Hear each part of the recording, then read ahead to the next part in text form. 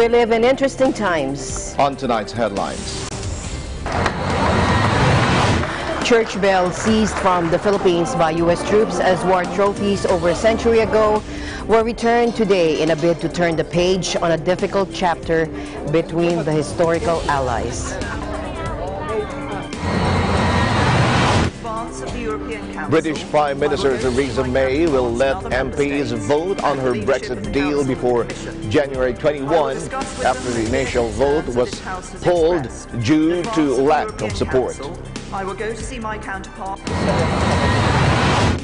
French President Emmanuel Macron announced a €100 per month increase in the minimum wage from next year in a major concession to Yellow Vest protesters who have roiled the country.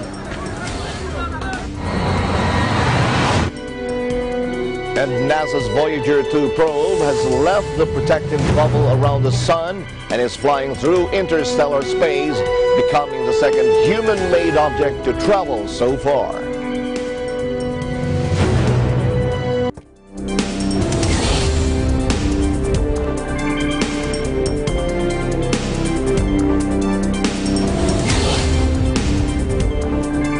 I'm Alma Angeles, wherever you're watching from around the world. Thank you very much for joining us. We welcome our viewers here in the Philippines and around the world. Good evening, everyone. I'm Sam Cepeda. And now to the news.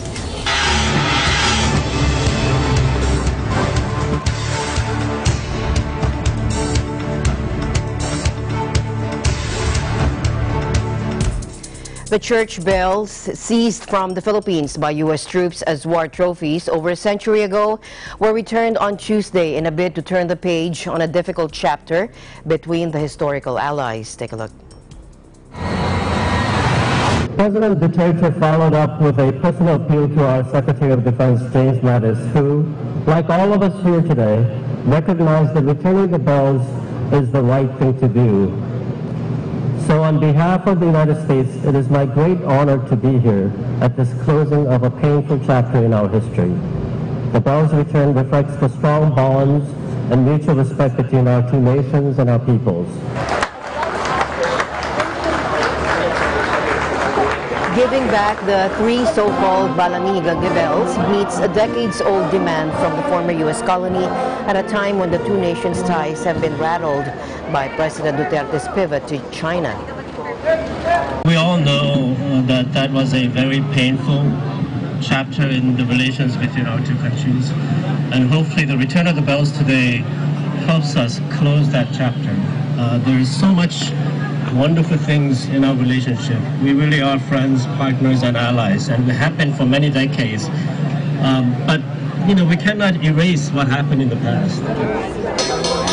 Defense Secretary Delfin Lorenzana said the turnover of the Balanhiga bells to the Philippines provides, quote, healing and closure in relation to one of the bloodiest incidents during the Philippine-American War. It's time for healing. It is time for closure.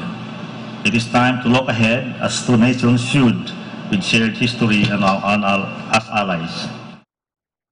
On September 28, 1901, Filipino militants from the village of Balanhiga ambushed Company C of the 9th U.S. Infantry Regiment while they were at breakfast, killing an estimated 48 and wounding 22 of the 78 men of the unit, with only 4 escaping unhurt. The villagers captured about 100 rifles and 25,000 rounds of ammunition. An estimated 20 to 25 of the villagers had died in the fighting, with a similar number of wounded. In reprisal, General Jacob Smith ordered that Samar be turned into a howling wilderness and that any Filipino male above 10 years of age capable of bearing arms be shot from the burned-out Catholic town church. The Americans looted 3 bells, which they took back to the U.S. as war booty. If you read the history, General Smith was actually court-martialed and was found guilty.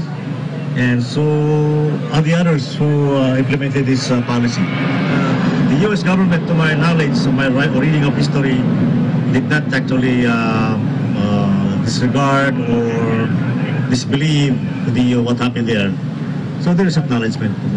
That's why the perpetrators were punished. Since former President Fidel Ramos first raised the issue of the bells with then U.S. President Bill Clinton in 1993, Ambassador Kim said virtually every Philippine president has pressed for the bells' return. When President Duterte made an appeal for the bells' return during his 2017 State of the Nation address, Kim said he was there and heard his passionate call loud and clear. President Duterte called on Washington in a 2017 speech where Kim was in the audience, quote, "Give us back those Balanghiga bells, they're not yours." But I really think you should look at our decision to return the bells, and actually returning the bells is really beyond, it's really much more than just one president or one request or one demand. I mean, this is something that many people have worked on for a very long time. Other presidents have also raised this issue, and many Americans have tried to resolve the issue.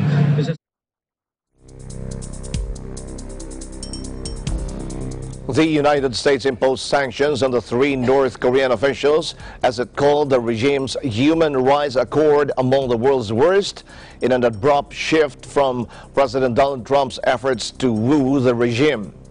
In actions required by Congress, the Trump administration said it would seize any U.S. assets of Choi Ryong-hae, described as the right-hand man of leader Kim Jong-un, and 2 others over their roles in suppression of freedom of speech.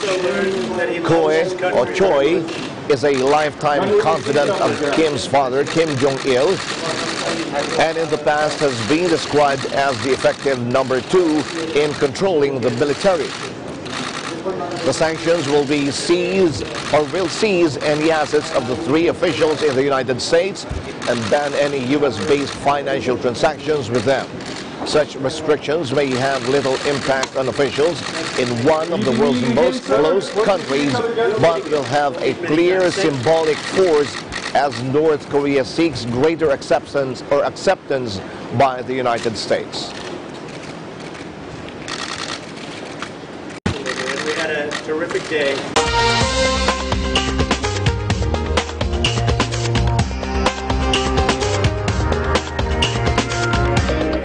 U.S. President Donald Trump's representative at the COP24 UN climate talks in Poland says that no country should sacrifice economic prosperity for environmental sustainability. Take a look. The administration will not give a pass to some of the world's top emitters while putting American jobs at risk and transferring higher costs onto American consumers and taxpayers. We strongly believe that no country should have to sacrifice economic prosperity or energy security in pursuit of environmental sustainability. And fossil fuels will continue to play a leading role. Energy access.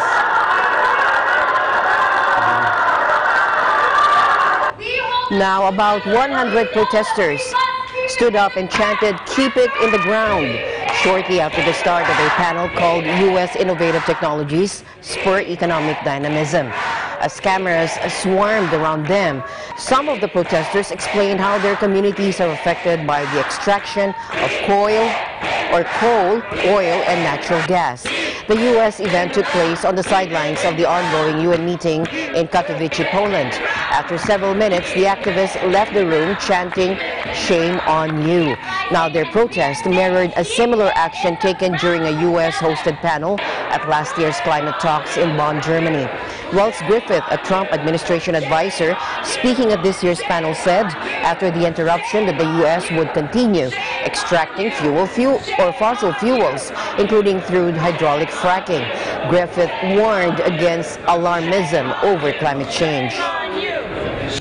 All too often at meetings like these, alarmism displaces pragmatic solutions to addressing energy and environmental concerns. We also cannot ignore the role of efficient fossil fuels and nuclear energy will play in the global energy security.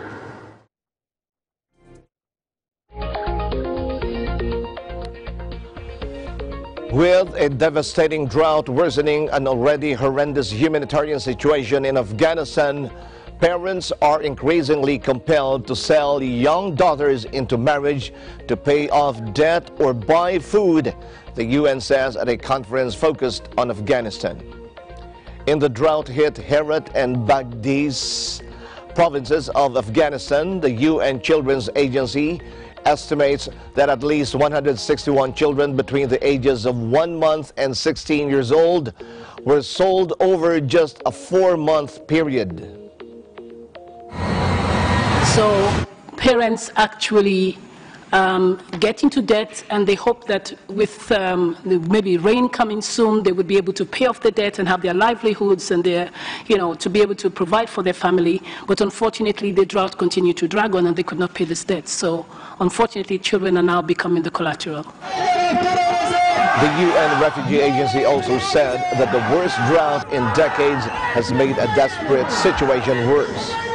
UNHCR spokesman Babar Baloch said the drought and ongoing conflict has seen more than 250,000 Afghans being displaced in the west of the country since April alone.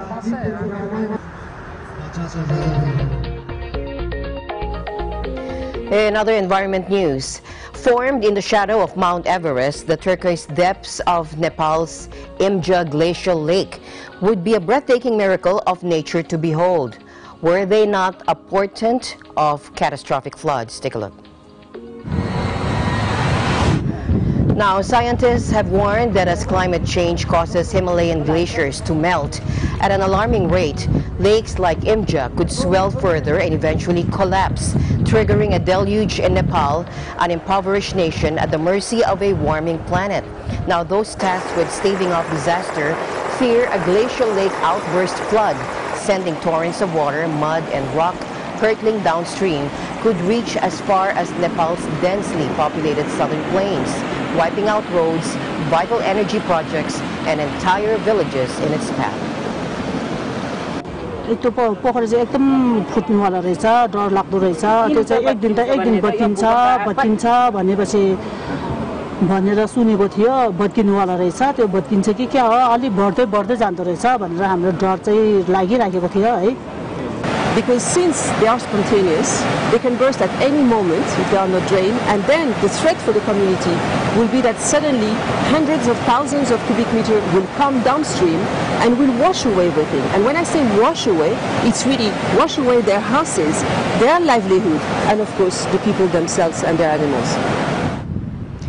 With thousands of lives at stake, a massive undertaking began in late 2016 to drain Imja, which then measured 150 meters deep and 2 kilometers long. Only the second operation of its kind in Nepal's history, the project was a testament to the monumental challenge posed by glacial lakes, which are often remote and very difficult to access. The lake was lowered by 3.5 meters, draining more than 5 million cubic meters of water. So now you have a channel. Any water which is getting melted and it just drain out. So that is how the risk is. We consider risk is lower. And melting glaciers from climate change pose a huge threat to Nepal, as well as an undeserved extortionate burden.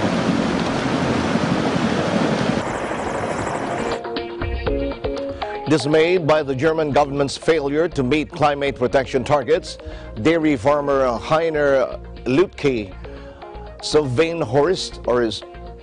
Svenhorst has filed a lawsuit against Berlin to force it into action.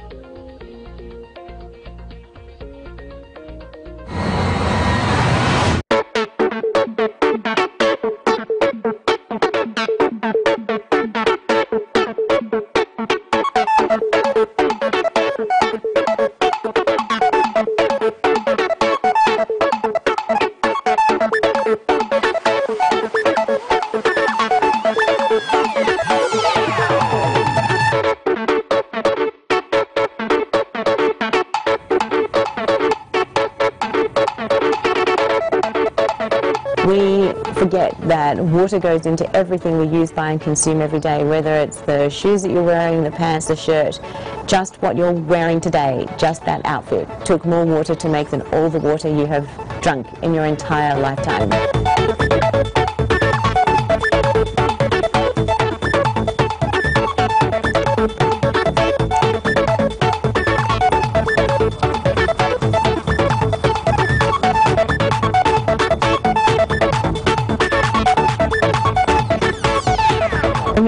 have gone wrong. So many times I've sat there in absolute exhaustion, unable to keep my eyes open, let alone stand up and walk in a straight line, let alone run a marathon.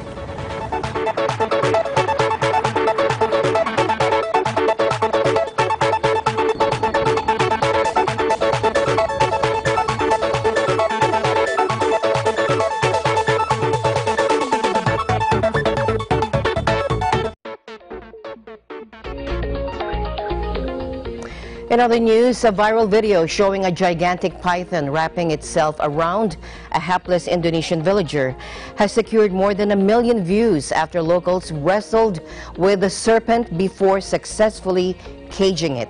Take a look.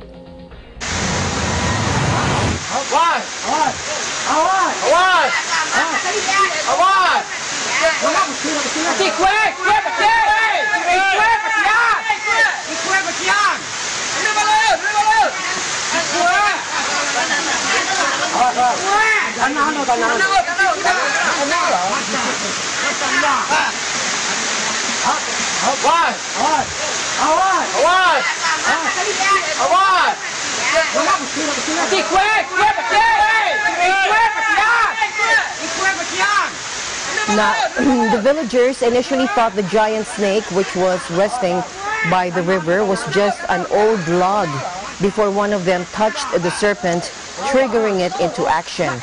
The November 22 video shot by villager Ronald Effendi Koto shows the man fighting for his life while others frantically trying to pry him loose from the python's notorious death grip.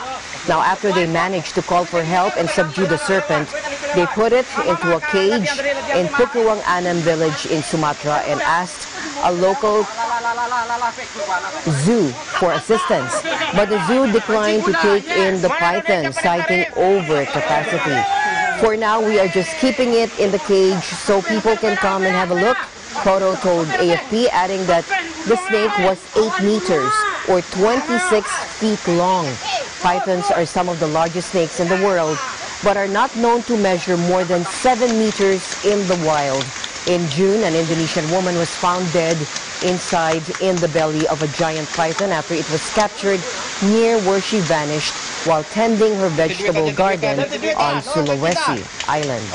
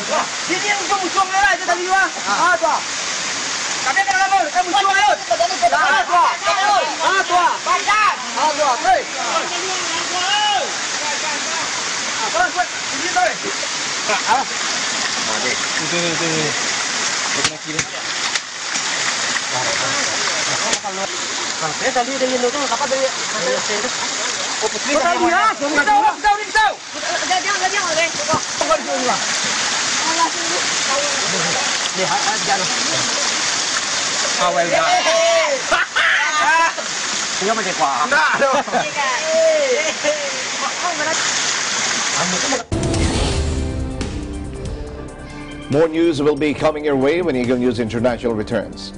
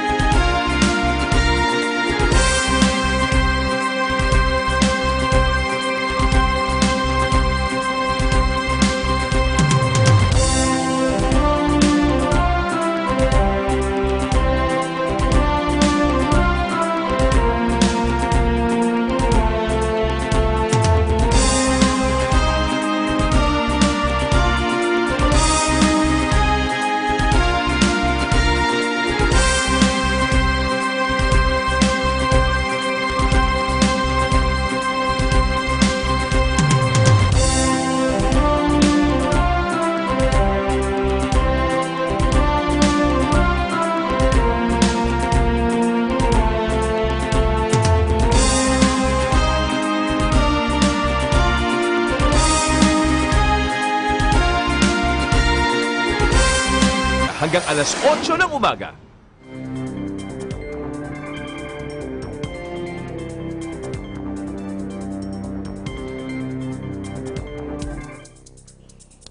British Prime Minister Theresa May will visit Germany's Angela Merkel Tuesday as she works to salvage her Brexit deal the day after delaying a parliamentary vote on it to avoid a crushing defeat.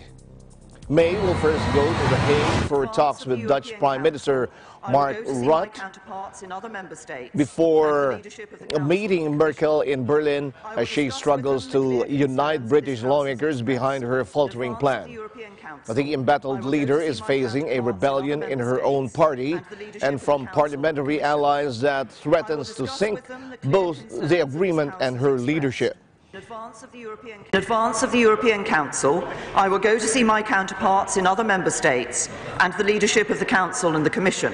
I will discuss with them the clear concerns that this House has expressed. But European Council President Donald Tusk warned the bloc would not reopen the agreement secured in November after months of negotiations, with Brexit looming on March 29. I have decided to call UKO on a Brexit.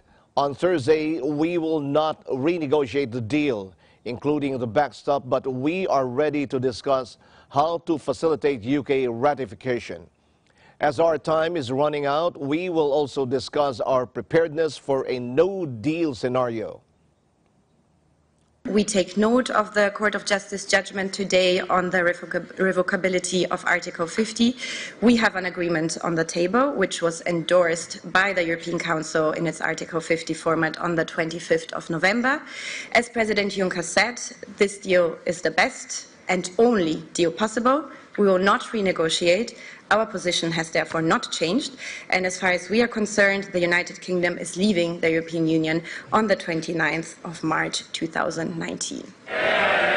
MPs in the House of Commons were due to vote Tuesday night on the deal with Brussels, which covers the terms of Britain's withdrawal from the European Union after 46 years. But facing a huge rebellion of her own Tory MPs, primarily over the backstop clause designed to keep open Britain's border with Ireland, May conceded she expected to lose and delayed it. It's clear that while there is broad support for many of the key aspects of the deal, on one issue, the Northern Ireland backstop, there remains widespread and deep concern. As a result, if we went ahead and held the vote tomorrow, the deal would be rejected by a significant margin. We will therefore defer the vote scheduled for tomorrow and not proceed to divide the House at this time. For as long as we fail to agree a deal, the risk of an accidental no deal increases. So the government will step up its work in preparation for that potential outcome, and I still believe there is a majority to be won in this House in support of it if I can secure additional reassurance on the question of the backstop. And that is what my focus will be in the days ahead. Many of the most controversial aspects of this deal, including the backstop, are simply inescapable facts of having a negotiated Brexit.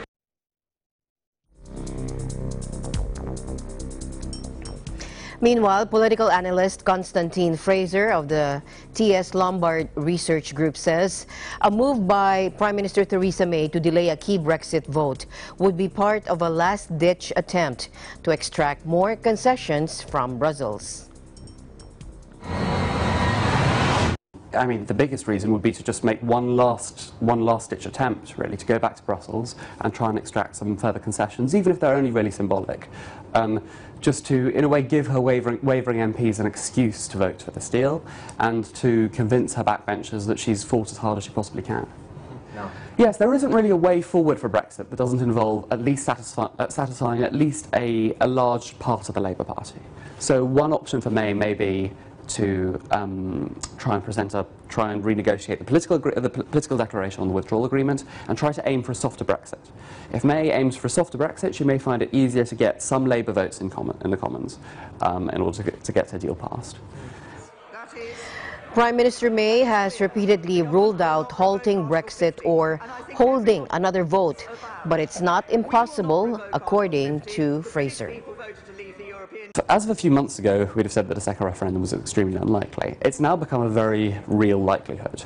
I'm reluctant to put a number on it, but it's become that there's a very good chance that it will now happen. Now, the challenges, the obstacles in the way of one are both the numbers in the Commons in principle, and secondly, can agreement be found on a question? A no-deal Brexit is the legal default at this stage. The UK, if the UK Parliament and the EU can't agree on some alternative, the UK leaves the EU without a deal at the end of March.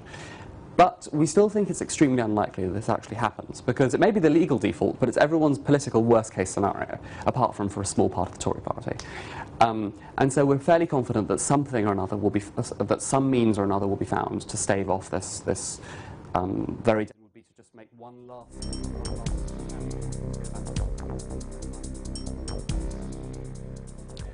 French President Emmanuel Macron announced on Monday a €100 per month increase in the minimum wage from next year in a major concession to Yellow Vest protesters who have roiled the country. Le salaire d'un travailleur au SMIC augmentera de 100 € par mois dès 2019, sans qu'il en coûte €1 de plus pour l'employeur. Je veux renouer avec une idée juste. Que le surcroît de travail accepté constitue un surcroît de revenus. Les heures supplémentaires seront versées sans impôt ni charge dès 2019. Et je veux qu'une vraie amélioration soit tout de suite perceptible. C'est pourquoi je demanderai à tous les employeurs qui le peuvent de verser une prime de fin d'année à leurs employés. Et cette prime n'aura à acquitter ni impôt ni charge. The minimum wage was set at €1,498 per month, pre-tax in 2018, and €1,185 after tax.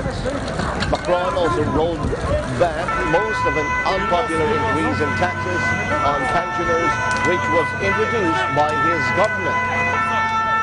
Macron will also do away with payroll taxes on overtime hours. However, he refused to reinstate a tax on the wealthy, saying this will weaken us. We need to create jobs. Macron on Monday held 4 hours of crisis talks with government ministers, parliamentary leaders, business and labor representatives, and regional officials.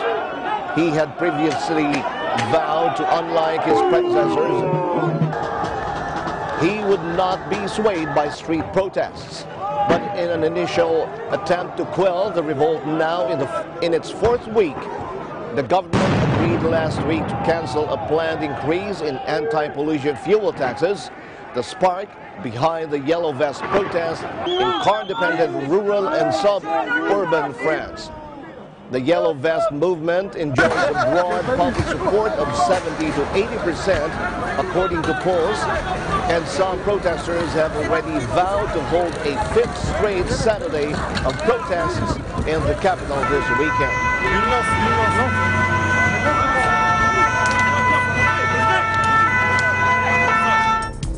In other news, Thailand's junta lifted a ban on political campaigning ahead of 2019 elections, more than 4 years after the restriction was imposed following the kingdom's latest coup. One of the military's first acts after seizing power in May 2014 was to outlaw political activity of all kinds as it muzzled opposition in a country notorious for its rowdy and often deadly street politics. But the ban was officially lifted on Tuesday, prompting the Election Commission to confirm an expected poll date of February 24. Thailand's rulers began easing restrictions in September, allowing political parties to recruit new members and elect leaders. But campaigns and street rallies remained banned. Now, Thailand's junta says it was forced to seize power in 2014 to restore order after months of street protests paralyzed the government of Yingluck Shinawatra. But a promised return to elections has repeatedly slipped, allowing the junta to woo defectors from rivals, including Pheu Thai, Thailand's biggest party, which it dumped from office with its coup. Kwe Tai is loyal to Yingluck Premier until shortly before the coup, and her older brother Thaksin Shinawatra, a controversial billionaire ex-prime minister who sits at the heart of the kingdom's political schism. The siblings both live in self-exile to avoid jail over convictions in Thailand. Parties loyal to the Shinawatra clan have won every Thai general election since 2001, despite being hit by 2 coups and the removal of 3 prime ministers by pro-establishment courts. After years insisting he was compelled by duty to seize power, junta leader and Premier Prayut Chan-o-cha is flirting with a run for top office after the elections. But I told you that this is the job that I have to respond. The news continues here on Eagle News International. We'll be right back. Stay tuned.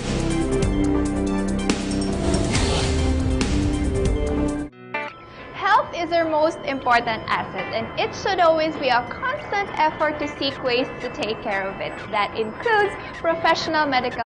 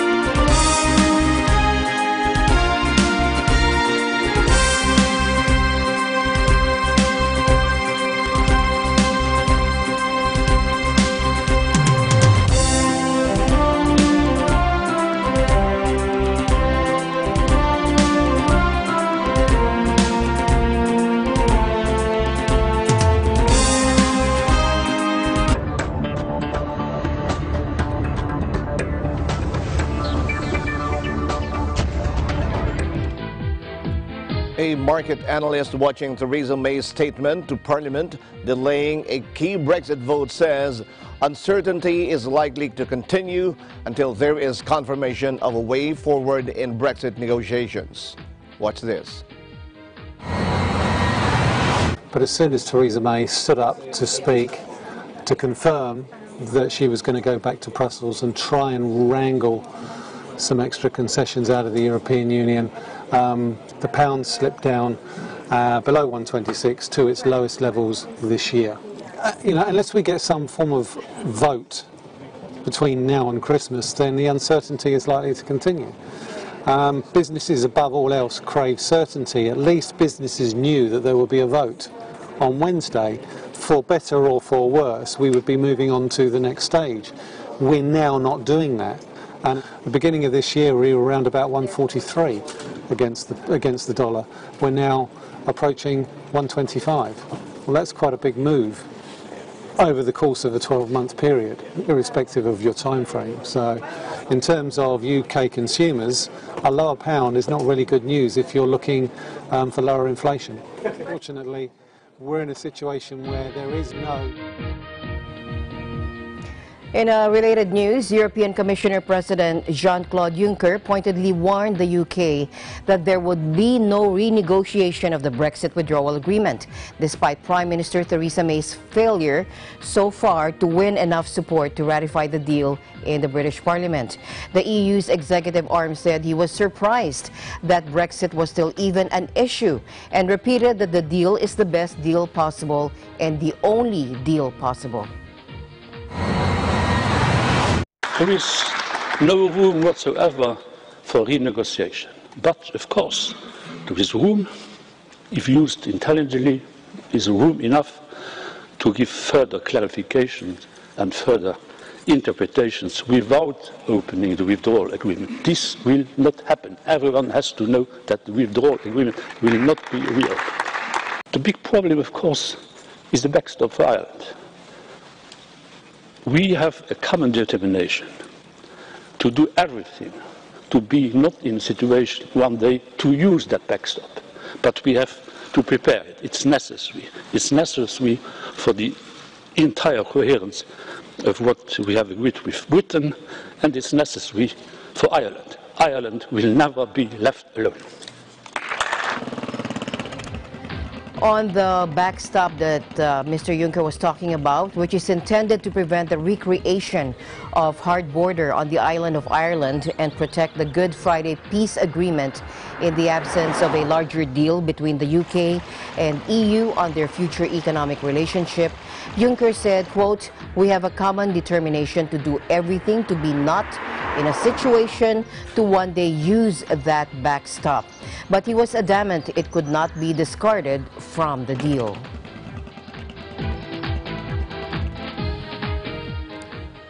Pro and anti-Brexit demonstrators in front of the House of Parliament react as British Prime Minister Theresa May announces she is delaying a parliamentary vote on her Brexit deal.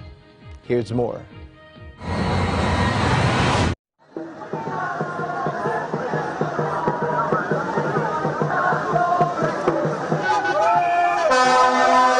She probably wants to try and persuade or whip MPs into voting for it. I hope it's not going to work, because the best thing I think will be if it's voted down. We voted to leave and that's not been respected.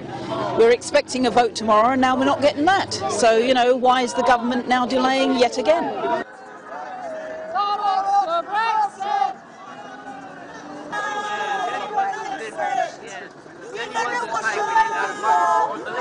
It would definitely have been defeated, and probably that's why it's going to be delayed, because they'll want to have more time, and maybe they're thinking of going back to Europe and asking for changes to the deal they've got. What we really need is a people's vote, because you know, no one around here really knows what they actually voted for anymore. Did they vote to be a clean break? Did they vote for this deal?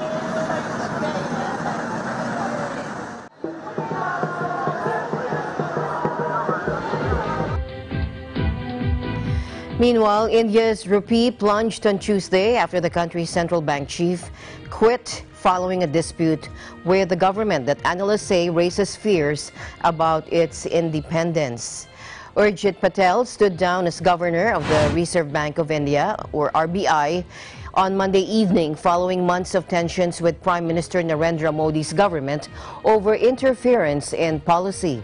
Patel cited personal reasons for his decision, but experts and media reports have said he was annoyed by New Delhi's repeated efforts to impose its influence.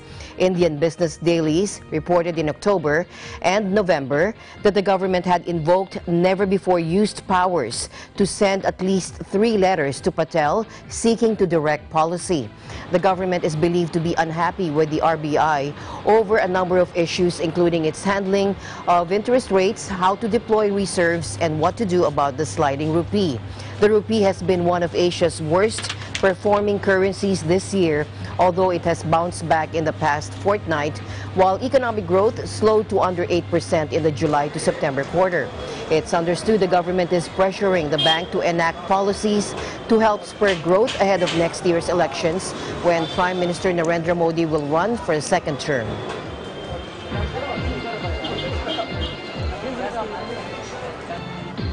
A top executive of Chinese telecom giant Huawei sought release from Canadian detention Monday, offering to submit to strict electronic monitoring as Beijing escalates its protests over her arrest on a U.S. warrant.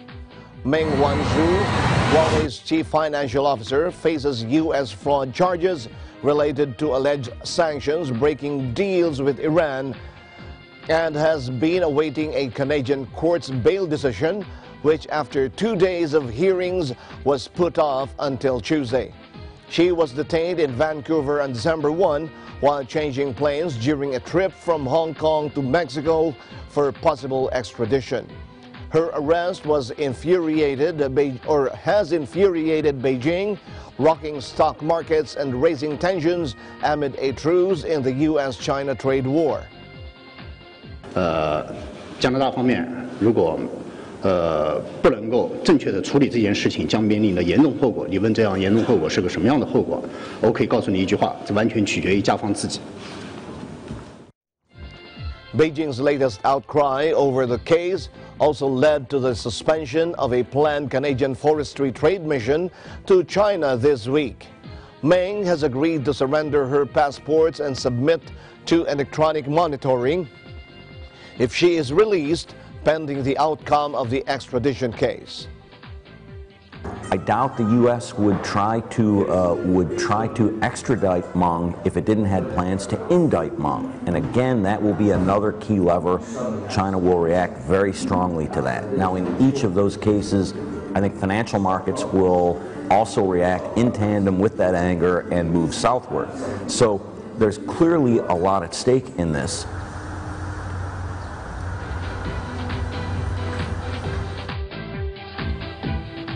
A Chinese court ordered a ban in the country on iPhone sales in a patent dispute. U.S. chipmaking giant Qualcomm said on Monday.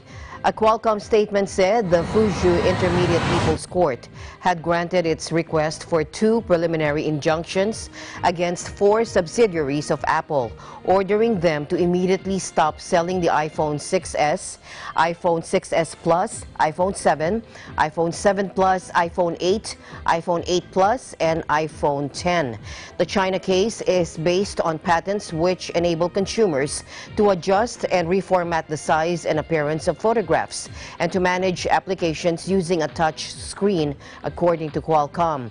An Apple statement to AFP called Qualcomm's effort, quote, a desperate move by a company whose illegal practices are under investigation by regulators around the world. Apple added that Qualcomm is asserting 3 patents they had never raised before, including one which has already been invalidated. Apple said that all iPhone models remain available for our customers in China, adding that, quote, we will pursue all our legal options through the courts. The Wall Street Journal said the order was issued November 30 and that iPhones remained on sale in the country. The court case does not affect the newest models, including the iPhone XS and XR or XR.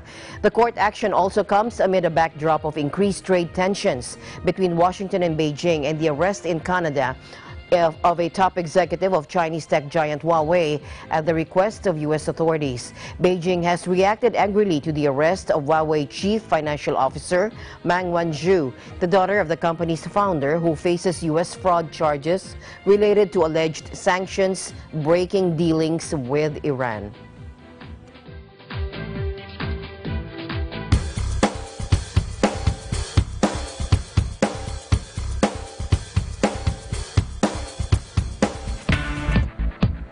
NASA's Voyager 2 probe has left the protective bubble around the sun and is flying through interstellar space, becoming the second human-made object to travel so far, the U.S. Space Agency said Monday. Voyagers 1 and 2 were launched in 1977 on a mission to explore the solar system. The original aim was to concentrate on Jupiter and Saturn, but such was the success of the mission that the spacecraft soon moved on to the 2 outermost giant planets, Uranus and Neptune. And from there, they set off towards the outer reaches of the solar system, a journey of billions of kilometers. The spacecraft on separate flight paths are identical. Each carries a time capsule, a gold-plated disc containing a raft of images and sounds of life on Earth in case a chance of encounter with extraterrestrials. The probes are fitted with television cameras, infrared and ultraviolet sensors, magnetometers, plasma detectors, and cosmic ray and charged particle sensors. Signals beamed to Earth are sent with a power of just 20 watts, equivalent to a refrigerator light bulb. The signals are so faint they can only be picked up by NASA's huge ears, the Deep Space Network. In 2012, Voyager 1, traveling north, became the first spacecraft to leave the solar system when it passed outside the heliosphere, a bubble-like region that extends about 13 billion kilometers beyond all the planets. Voyager 2, traveling south, is expected to enter interstellar space in the near future. Neither is expected to come into contact with another star for over 40,000 years. Although all instruments will have to shut down permanently in 2030, the two spacecraft may continue to wander through space for billions of years.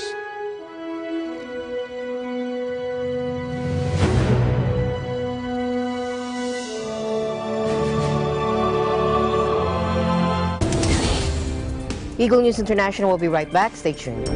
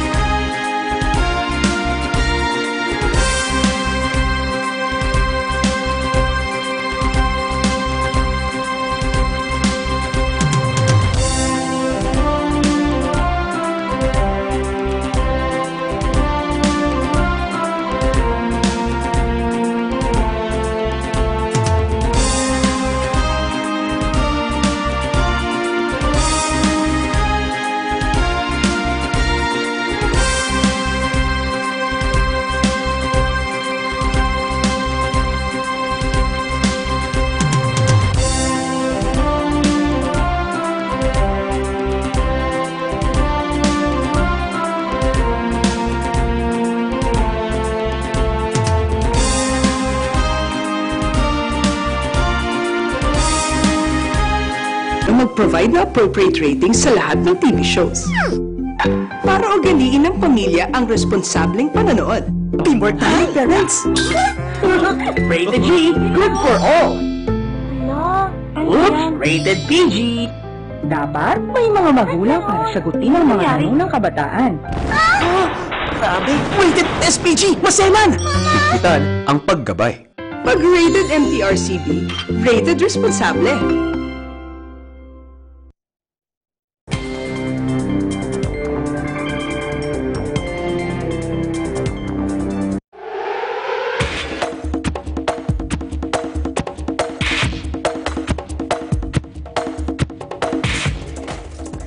Despite winning at home on the second leg of the Eastern Conference Finals, the New York Red Bulls were not out of MLS Cup contention as the Atlanta United won 3-1 on aggregate. ABC New York's Des Anderson reports.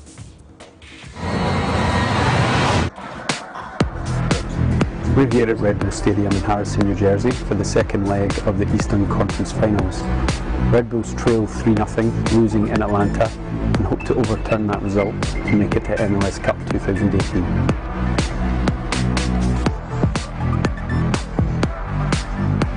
New York Red Bulls needed to win by at least 3 goals after losing 3-0 in the first leg of this Eastern Conference Final, but they almost conceded in just 13 seconds when Joseph Martinez was clean through on goal, only for Red Bulls keeper Robles to come to the rescue.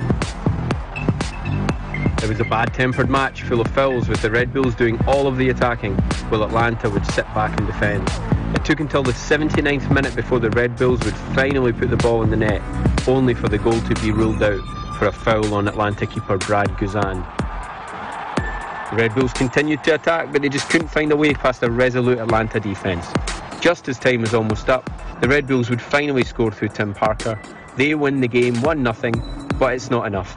Atlanta are the Eastern Conference champions, and they will advance to MLS Cup 2018. And so it's the Atlanta fans that will go home happy tonight. In only their second year, they have reached MLS Cup 2018 at the expense of the New York Red Bulls. Stay tuned to EBCSI for coverage of the MLS Cup final.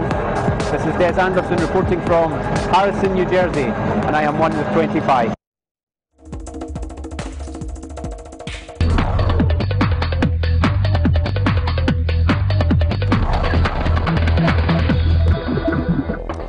On the sidelines of the Marrakesh Film Festival, Italian actress Monica Bellucci talks about her current projects during an interview with AFP, an Australian horror film that will be released in 2019, an Israeli spy film in post-production, and next year, a collaboration with a young Tunisian filmmaker, Kawther Ben Hania.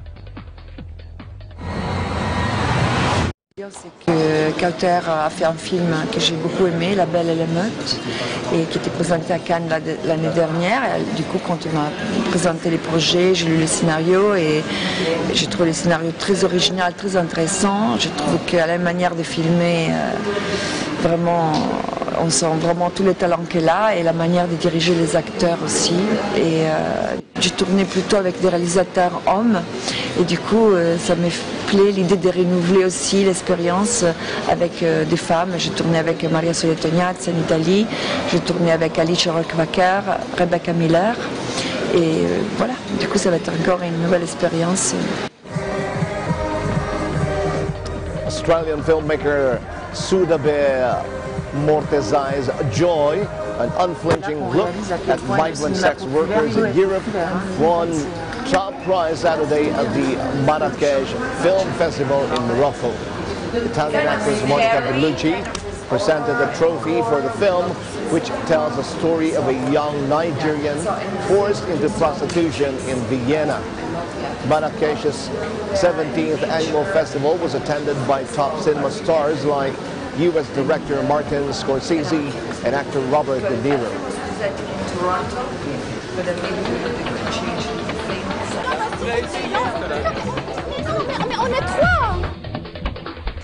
Arnie Aquino takes us to the Vancouver Fashion Week for the up-and-coming designs. Arnie?